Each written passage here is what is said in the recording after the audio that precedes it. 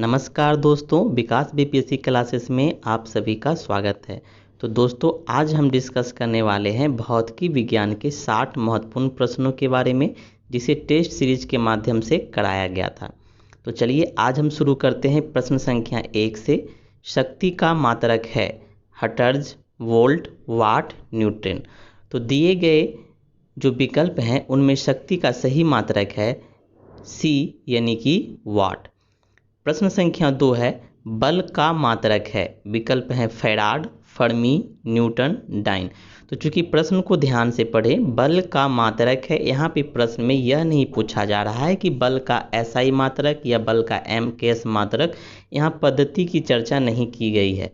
सिर्फ प्रश्न में यह पूछा गया है कि बल का मात्रक है।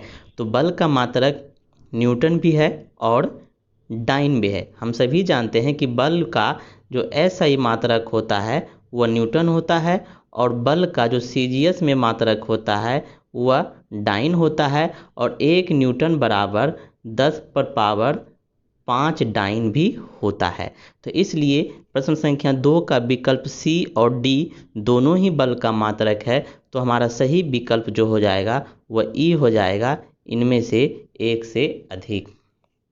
इस तरीके से प्रश्न संख्या 2 का विकल्प ई है, इनमें से एक से अधिक। अब चलते हैं प्रश्न संख्या 3 की ओर। प्रश्न संख्या 3 है कार्य का मात्रक है। दिए गए विकल्प हैं जूल, न्यूट्रॉन, वाट और डाइन। तो हम सभी जानते हैं कि कार्य का जो मात्रक होता है वह जूल होता है एसआई पद्धति में, और सीजीएस में अर्ग होता है। तो दिए गए विकल्प में जूल दिया गया है। तो 3 का जो सही विकल्प है वह है ए यानी कि जूल। प्रश्न संख्या 4 है प्रकाश वर्ष इकाई है। दूरी की, समय की, आयु की, प्रकाश की तीव्रता की। इनमें से कोई नहीं, इनमें से एक से अधिक। तो दोस्तों, हम सभी जानते हैं कि प्रकाश वर्ष दूरी की इकाई है और प्रकाश के द्वारा एक वर्ष में तय की गई कुल दूरी को प्रकाश वर्ष कहा जाता है। तो इसलिए प्रश्न संख्या 4 के जो सही विकल्प होंगे वह ए होंगे यानी कि दूरी की। अब चलते हैं प्रश्न संख्या 5 की ओर। प्रश्न संख्या 5 है प्रकाश वर्ष होता है। विकल्प हैं वह वर्ष जिसमें सूर्य का प्रकाश अधिकतम रहा हो। तो यह हमारा गलत हो जाएगा। विकल्प बी है वह वर्ष जिसमें कार्यभार हल्का रहा हो। यह भी गलत है। प्रकाश द्वारा एक वर्ष में चली गई दूरी, यह विकल्प हमारा सही है। सूर्य तथा पृथ्वी के बीच की औसत दूरी, यह भी विकल्प हमारा गलत है। तो प्रकाश वर्ष जो होता है दोस्तों, वह प्रकाश द्वारा निर्वात में एक वर्ष में तय की गई दूरी होता है। तो दिए गए विकल्प में विकल्प सी सही विकल्प होगा यानी कि 5 का सी। अब चलते हैं प्रश्न संख्या 6 की ओर। प्रश्न संख्या 6 है एक पारसेक जो तारों संबंधित दूरियां मापने का मात्रक है बराबर होता है 4.25 प्रकाश वर्ष। यह गलत है। 3.26 प्रकाश वर्ष, यह सही है। 4.50 प्रकाश वर्ष, यह गलत है। 3.05 प्रकाश वर्ष, यह भी गलत है।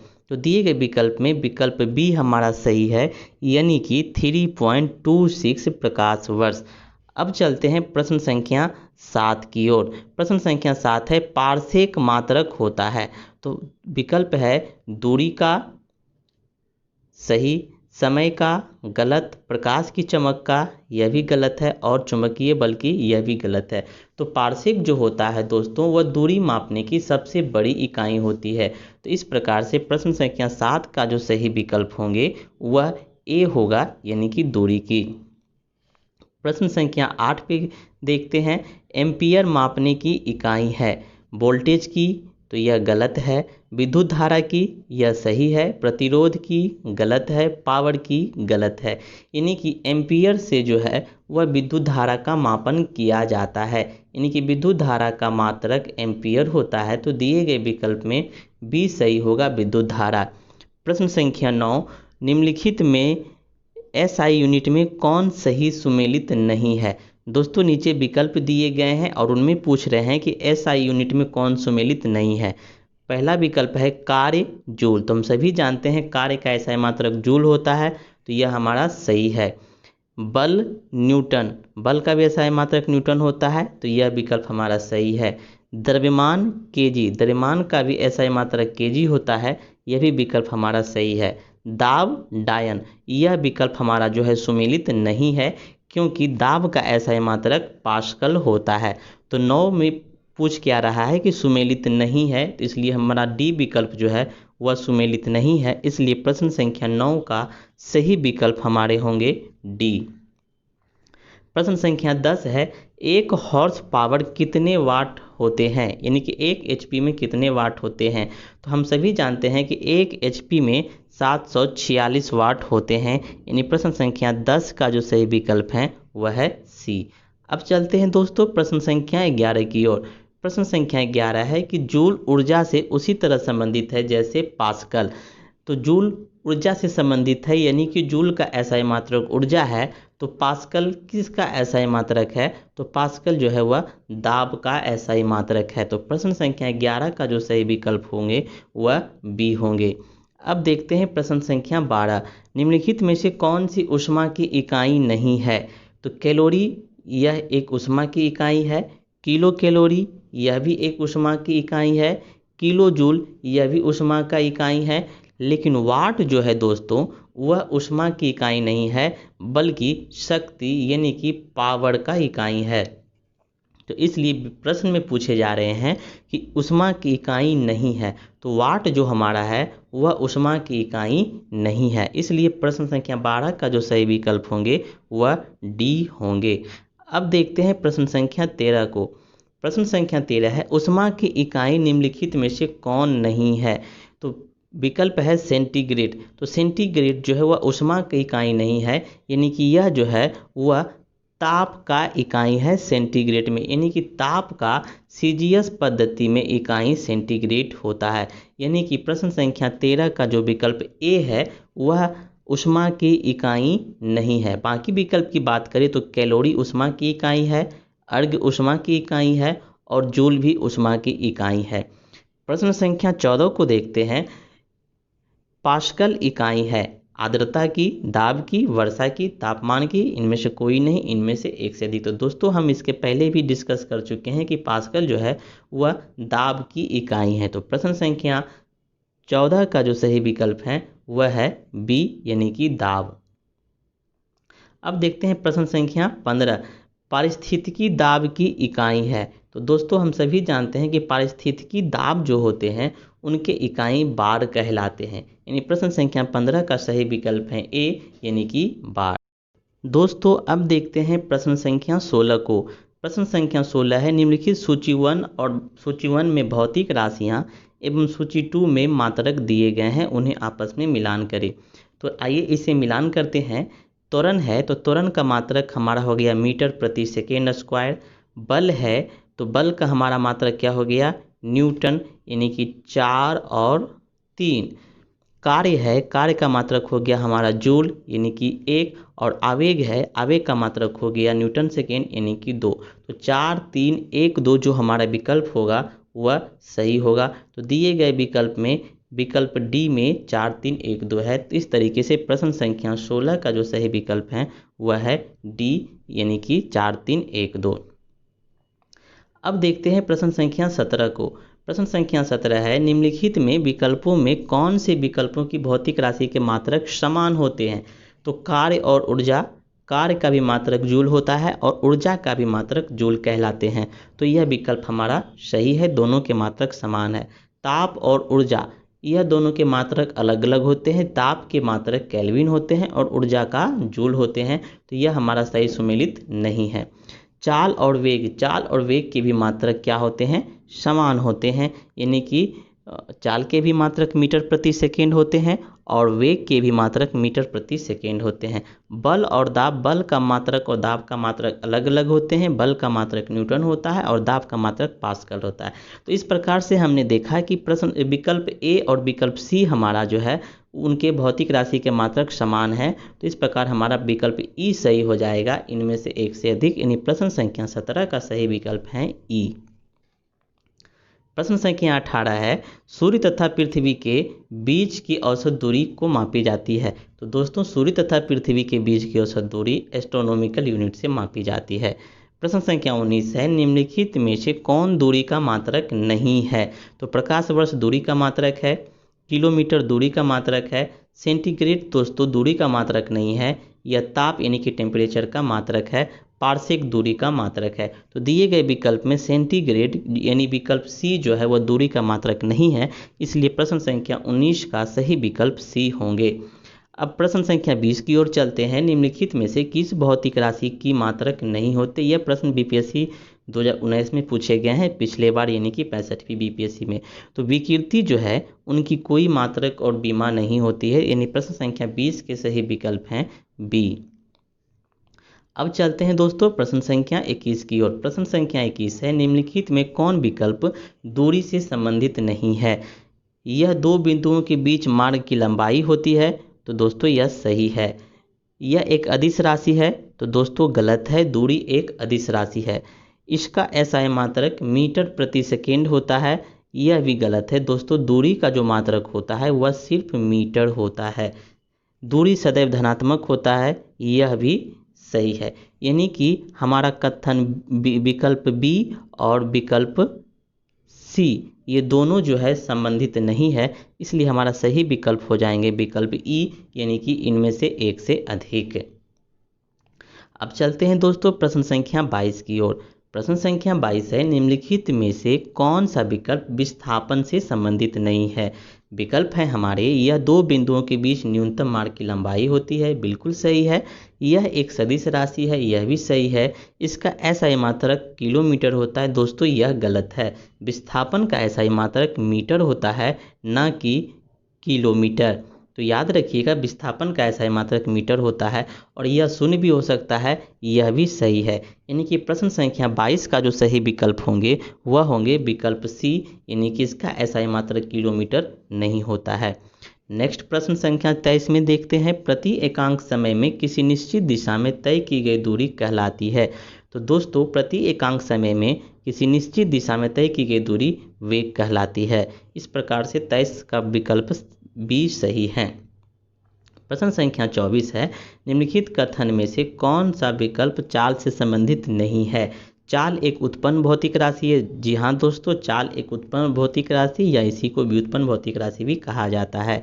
चाल एक अदिश राशि है, यह भी सही है। चाल का मात्रक मीटर प्रति सेकेंड होता है, यह भी सही है। यह एकांक समय में तय की गई दूरी के बराबर होता है, यह भी सही है। तो दिए गए विकल्प में कोई भी ऐसा विकल्प नहीं है जो चाल के लिए गलत साबित हो रहे हैं, इसलिए प्रश्न संख्या 24 के जो सही विकल्प होंगे वह ई होंगे, इनमें से एक कोई नहीं। प्रश्न संख्या 25 की ओर चलते हैं। प्रश्न संख्या 25 है, निम्नलिखित में कौन सा विकल्प चाल और वेग की समानता को दर्शाता है? विकल्प हैं चाल और वेग दोनों की मात्रक समान होते हैं। जी हाँ दोस्तों, चाल के भी मात्रक मीटर प्रति सेकेंड होते हैं और वेग के भी मात्रक मीटर प्रति सेकेंड होते हैं, तो दोनों को मात्रक समान होते हैं, तो विकल्प ए हमारा सही है। चाल और वेग दोनों की परिभाषाएं समान होते हैं, यह गलत है। चाल और वेग दोनों की परिभाषाएं समान नहीं होते हैं। चाल और वेग दोनों अदिश राशि है, यह भी गलत है। चाल और वेग दोनों अदिश राशि नहीं है, जबकि चाल जो है वह अदिश राशि है और वेग सदिश राशि है। और विकल्प डी है, इनमें से कोई नहीं। तो दिए गए विकल्प में हमारा सिर्फ ए विकल्प जो है वह चाल और वेग को समानता को दर्शाता है। तो प्रश्न संख्या 25 के जो सही विकल्प होंगे वह ए होंगे। अब चलते हैं दोस्तों प्रश्न संख्या 26 की ओर। प्रश्न है, निम्नलिखित में कौन सा कथन त्वरण से संबंधित नहीं है?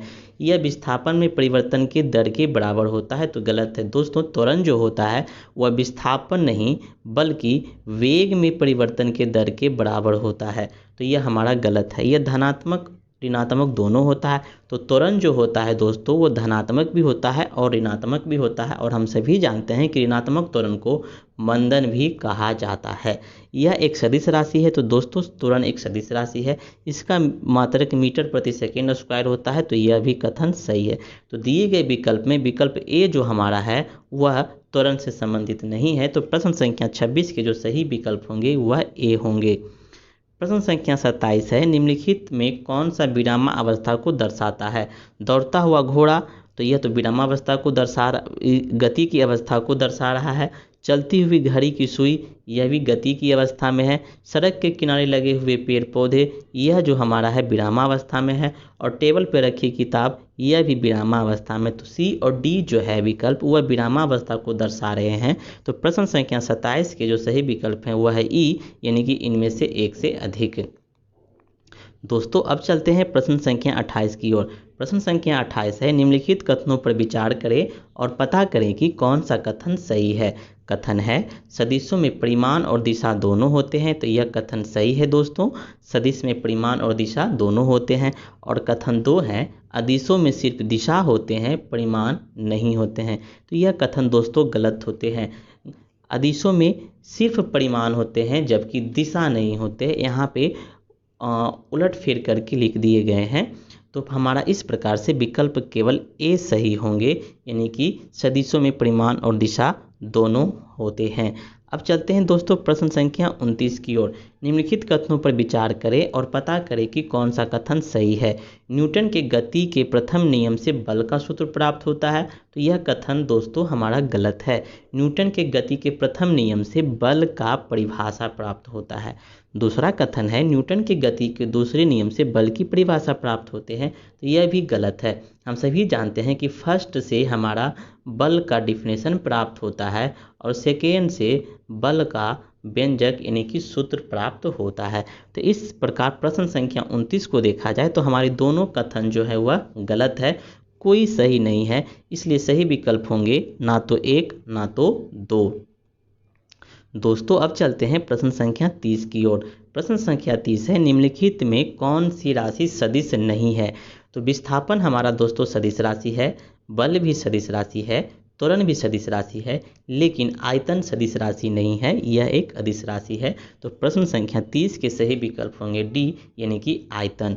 प्रश्न संख्या 31 है, निम्नलिखित में कौन सी एक सदिश राशि है। तो संवेग दोस्तों एक सदिश राशि है, दाब अदिश राशि है, ऊर्जा अदिश राशि है और कार्य भी अदिश राशि है। तो दिए गए विकल्प में जो सही विकल्प होंगे वह होंगे हमारा ए, यानी कि संवेग। दोस्तों अब चलते हैं प्रश्न संख्या 32 की ओर। प्रश्न संख्या 32 है, निम्नलिखित में कौन सदिश राशि है। तो समय हमारा दोस्तों वह अदिश राशि है, चाल भी हमारा अदिश राशि है, विस्थापन सदिश राशि है, दूरी अदिश राशि है। तो दिए गए विकल्प में विकल्प सी यानी कि विस्थापन एक सदिश राशि है। प्रश्न संख्या 33 है, विद्युत धारा है। तो एक विद्युत धारा है एक अदिश राशि है, यह भी सही है। एक सदिश राशि है, यह गलत है। एक भौतिक राशि है, यह भी सही है। एक चर राशि है, यह भी गलत है। तो विद्युत धारा एक भौतिक राशि है जिसे कि अदिश राशि भी कहे जाते हैं। तो प्रश्न संख्या 33 के सही विकल्प होंगे इनमें से एक से अधिक।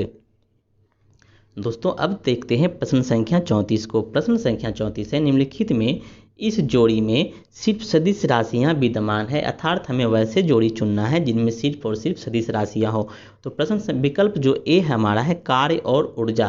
तो दोस्तों कार्य भी अदिश राशि है और ऊर्जा भी अदिश राशि है, तो ये दोनों अदिश राशियों की जोड़ी है। विकल्प है बी बल तथा दाब। तो दोस्तों बल सदिश है और दाब जो है वह अदिश है। तो इस तरीके से हमारा जो है विकल्प बी जो है वह भी हमारा सदिश राशियों की जोड़ी नहीं है। विकल्प सी है संवेग तथा आवेग, यह हमारा सदिश राशियों की जोड़ी है। और विकल्प डी हमारा है विस्थापन तथा दूरी। विस्थापन सदिश है जबकि दूरी अदिश है, तो यह भी सदिश राशि की जोड़ी नहीं है। तो प्रश्न संख्या 34 को अगर देखा जाए तो विकल्प सी यानी कि संवेग तथा आवेग दोनों सदिश राशियां हैं। प्रश्न संख्या 35 है, बल गुणनफल है। तो दोस्तों हम सभी जानते हैं कि बल जो गुणनफल होता है वह वस्तु के द्रव्यमान और त्वरण के बराबर होता है, यानी प्रश्न संख्या 35 के जो सही विकल्प होंगे वह बी होंगे। प्रश्न संख्या 36 है, निम्नलिखित में किस जोड़ी में सिर्फ अदिश राशियां विद्यमान है। चाल और वेग। तो दोस्तों चाल जो है चाल सदिश अदिश राशि है और वेग जो है अदिश राशि है, तो ये दोनों एक जैसी राशियां नहीं है, सिर्फ अदिश राशियों की बात पूछ रहे हैं। चाल और दूरी। तो दोस्तों चाल भी अदिश है और दूरी भी अदिश है, तो यह हमारा अदिश राशियों का जोड़ी है। विस्थापन और समय। विस्थापन दोस्तों सदिश है जबकि समय अदिश है, तो यह भी हमारा अदिश की जोड़ी नहीं है। कार्य और ऊर्जा यह दोनों हमारा अदिश राशियां हैं। तो इस तरीके से हमारा बी और डी जो है वह अदिश राशियों की जोड़ी है। तो प्रश्न संख्या 36 के सही विकल्प होंगे ई, यानी कि इनमें से एक से अधिक। दोस्तों अब चलते हैं प्रश्न संख्या 37 की ओर। प्रश्न कुछ इस प्रकार से हैं, निम्नलिखित कथन पर विचार करें और पता करें कि कौन सा कथन सही है। ताप एक अदिश राशि है, बिल्कुल सही है। बल आगुन एक सदिश राशि है, यह भी सही है। तो दिए गए विकल्पों में कथन 1 और कथन 2 दोनों सही है, यानी कि विकल्प सी हमारा सही है। प्रश्न संख्या 38 है, वह भौतिक राशि जिसे व्यक्त करने के लिए परिमाण की आवश्यकता होती है जबकि दिशा नहीं। तो दोस्तों वैसे भौतिक राशि जिसमें परिमाण होते हैं लेकिन दिशा नहीं, अदिश राशियाँ कहलाते हैं। यानी प्रश्न संख्या 38 के सही विकल्प हैं बी। प्रश्न संख्या 39 है, यदि कोई वस्तु एक वृत्ताकार पथ पर चक्कर लगा रही है तो चक्कर लगाने के द्वारा कुल कितनी दूरी तय करेंगे। दोस्तों यह कोई वृत्त है, इस पे कोई वृत्ताकार वस्तु जो है वह चक्कर लगा रही है, तो चक्कर लगाने द्वारा तय की गई कुल दूरी जो होंगे वह जो वृत्त की परिधि होते हैं वही वस्तु द्वारा तय की गई कुल दूरी होते हैं। यानी वृत्त की परिधि 2πr होते हैं और हमारा विकल्प बी जो है 2πr है, इसलिए विकल्प बी सही है। दोस्तों अब चलते हैं प्रश्न संख्या 40 की ओर। प्रश्न संख्या 40 से, निम्नलिखित में से किस वैज्ञानिक के द्वारा गति का नियम दिया गया। तो दोस्तों गति का नियम न्यूटन के द्वारा दिया गया। निम्नलिखित में से किस वैज्ञानिक के द्वारा जड़त्व का नियम दिया गया। तो दोस्तों जड़त्व का नियम गैलीलियो के द्वारा दिया गया। प्रश्न संख्या 42, न्यूटन के किस नियम को जड़त्व का नियम भी कहा जाता है। तो दोस्तों आपको बताया गया है कि न्यूटन के प्रथम नियम को जड़त्व का नियम या गैलीलियो का नियम भी कहा जाता है। प्रश्न संख्या 43, न्यूटन को किस नियम से बल का सूत्र प्राप्त होता है। तो दोस्तों न्यूटन के द्वितीय नियम से बल का सूत्र प्राप्त होता है। प्रश्न संख्या 44 है, निम्नलिखित में से कौन सा व्यंजक बल को सही निरूपित करता है। तो दोस्तों हम सभी जानते हैं F बराबर m/a होता है, यानी कि विकल्प सी सही है। प्रश्न संख्या 45 है, रॉकेट का आगे बढ़ना न्यूटन के किस गति का उदाहरण है। तो दोस्तों रॉकेट का आगे बढ़ना न्यूटन के तीसरे नियम का उदाहरण है, जिसे संवेग संरक्षण का नियम भी कहा जाता है। इस प्रकार से हमारा विकल्प सी सही विकल्प है। प्रश्न संख्या 46, प्रत्येक क्रिया की बराबर एवं विपरीत प्रतिक्रिया होती है, यह न्यूटन के किस गति को प्रदर्शित करता है। तो दोस्तों यह न्यूटन के तृतीय नियम को प्रदर्शित करता है। प्रश्न संख्या 47 से, निम्नलिखित में कौन बल का मात्रक को प्रदर्शित नहीं करता है। तो दोस्तों न्यूटन हमारा बल का मात्रक है, डायन हमारा भी सीजीएस पद्धति में बल का मात्रक है, केजी प्रति मीटर स्क्वायर जो है एमकेएस पद्धति में बल का मात्रक है, जबकि जूल जो है वह कार्य एवं ऊर्जा का मात्रक है लेकिन बल का मात्रक नहीं है। इसलिए प्रश्न संख्या 47 के जो सही विकल्प है वह है डी, यानी कि जूल। प्रश्न संख्या 48 है, यदि किसी वस्तु का वेग दुगुना कर दिया जाए तो संवेग दुगुना हो जाएगा, गतिज ऊर्जा 4 गुनी हो जाएगी, संवेग आधा हो जाता है, गतिज ऊर्जा दुगनी हो जाती है। तो दोस्तों यदि किसी वस्तु का वेग को दुगना कर दिया जाए यानी भी है इसे 2 भी कर दिया जाए तो हमारा गतिज ऊर्जा जो है वह 4 गुनी हो जाएगी। क्यों 4 गुनी हो जाएगी, क्योंकि 1/2 mv² होता है। तो mv² की जगह अगर हम 2v² को लिखें तो 2v² यानी कि 4v² हो जाएगा और 1/2 हमारा कांस्टेंट के रूप में कट जाएगा, यानी कि 2v² यानी कि 4v² यानी कि हमारा गतिज ऊर्जा 4 गुना हो जाएगा। तो प्रश्न संख्या 48 के सही विकल्प हैं बी। प्रश्न संख्या 49 है, किसी वस्तु पर बल आरोपित करने से वस्तु का विस्थापन परिवर्तन हो जाता है या परिवर्तन करने की चेष्टा करता है। तो यह भी सही है। वस्तु की अवस्था में परिवर्तन हो जाता है या परिवर्तन करने की चेष्टा करता है, यह भी सही है।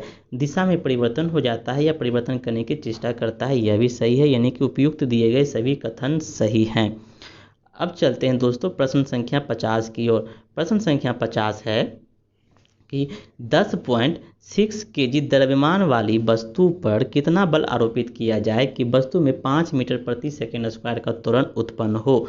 तो दोस्तों बल के बारे में पूछ रहा है और हम सभी जानते हैं कि बल का जो सूत्र होता है वह F बराबर m/a होता है। और दोस्तों बल F हमारा m यहाँ पे कितना दिया हुआ है 10.6 और गुना त्वरण कितना दिया हुआ है 5। तो 10.6 पॉइंट उड़ाएंगे, नीचे में 10 आएगा, 5 को 2 से दूनी 10 काटेंगे और 2 से ऊपर 53 बार में कट जाएगा, यानी कि हमारा सही आंसर होगा 53 न्यूटन। तो प्रश्न संख्या 50 के जो सही विकल्प होंगे वह होंगे विकल्प सी, यानी कि 53 न्यूटन।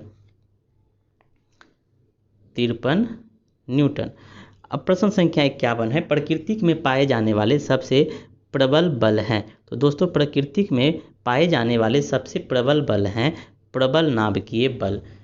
प्रश्न संख्या 52 है, प्रकृति में पाए जाने वाले सबसे कमजोर बल हैं। तो प्रकृति में पाए जाने वाले सबसे कमजोर बल है गुरुत्वाकर्षण बल। प्रश्न संख्या 53 है, पलायन वेग कहलाता है। विकल्प है वह न्यूनतम वेग जिससे किसी वस्तु को फेंकने पर पृथ्वी के गुरुत्वाकर्षण क्षेत्र से बाहर हो जाए। तो यह हमारा सही है, यानी प्रश्न संख्या 53 का जो सही विकल्प है वह है ए, पृथ्वी। प्रश्न संख्या 54 है, पृथ्वी पर पलायन वेग का मान होता है। पृथ्वी पर पलायन वेग का मान 11.2 किलोमीटर प्रति सेकेंड होता है, यानी कि विकल्प सी। प्रश्न संख्या 55 है, आवेशों के बीच लगने वाले बल को कहते हैं। तो दोस्तों आवेशों के बीच लगने वाले बल को विद्युत बल कहते हैं, यानी कि विकल्प बी।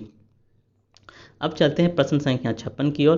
प्रश्न संख्या 56 है, किसी भी यहाँ पे स्थिति लिखा गया है, इसे आप स्थित समझिएगा। किसी भी स्थित गतिशील वस्तु की स्थिति और दिशा में तब तक कोई परिवर्तन नहीं होता है जब तक उस पर कोई बाह्य बल सक्रिय ना हो। तो दोस्तों यह न्यूटन का प्रथम नियम है, इसलिए इसका विकल्प ए सही होंगे।